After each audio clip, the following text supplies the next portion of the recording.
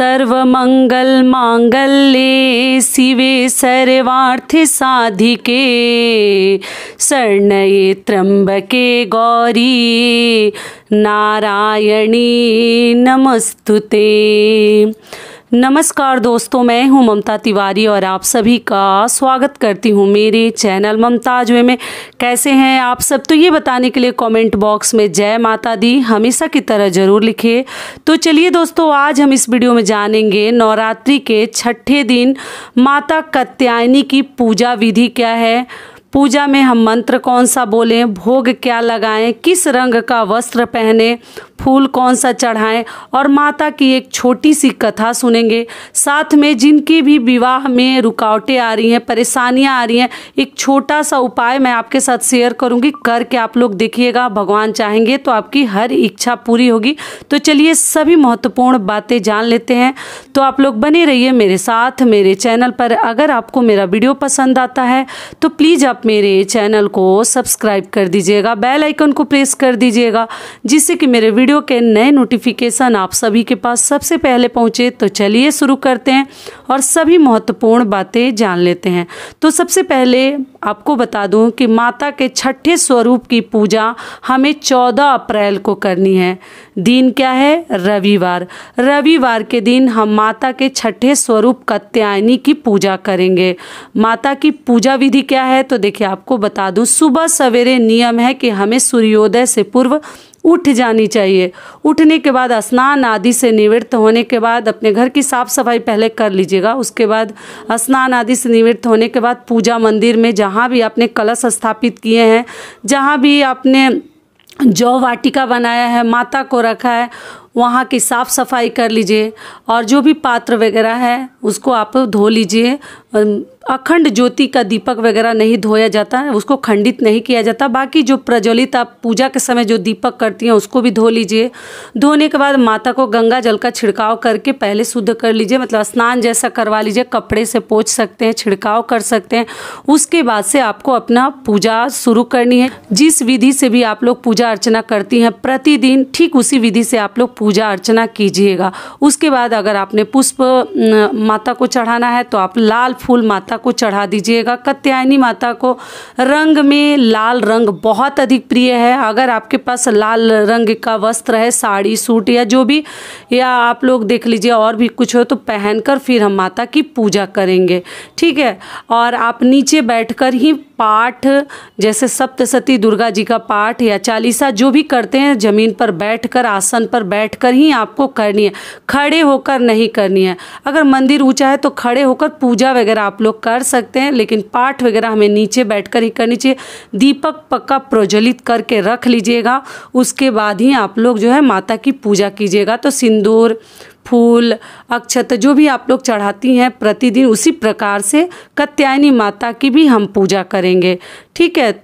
और माता को भोग में कात्यायनी माता को प्रिय है शहद।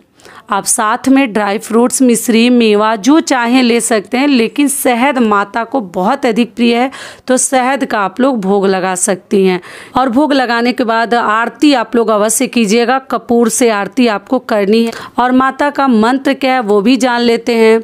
या देवी सर्वभूतेषु मां कात्यायनी रूपेण संस्थिता नमस्तस्यै नमस्तस्यै नमस्तस्यै नमो नमः। तो ये हो गया माता का मंत्र, ठीक है।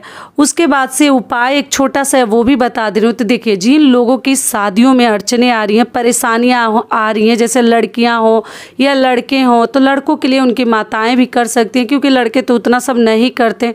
तो आपको क्या करनी है, हल्दी की 5 गांठ लेनी है और लेकर पीला या लाल कोई भी नया कपड़ा आपके पास कलरफुल हो तो बांध कर उसमें 11 या 21 रुपए बांध कर और माता के सामने हमें अर्जी लगा देनी है। सुपारी हो तो एक सुपारी भी रख सकते हैं और माता के सामने आपको अर्जी लगा देनी है, माता के पास रख देनी है, अपने मन की इच्छा बोलते हुए, अपने घर वर के बारे में बोलते हुए।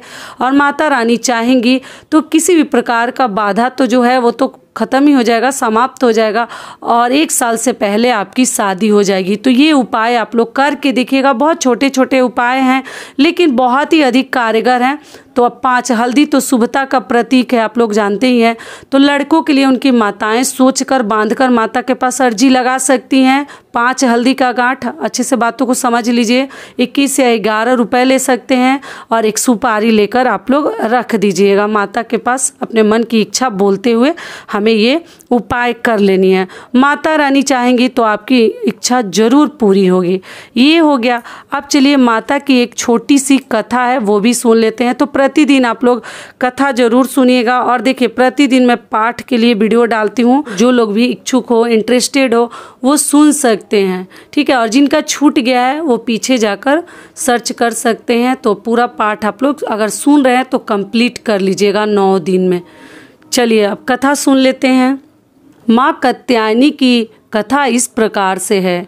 पौराणिक कथा के अनुसार एक बार महर्षि कात्यायन ने संतान प्राप्ति के लिए माँ भगवती की कठोर तपस्या की।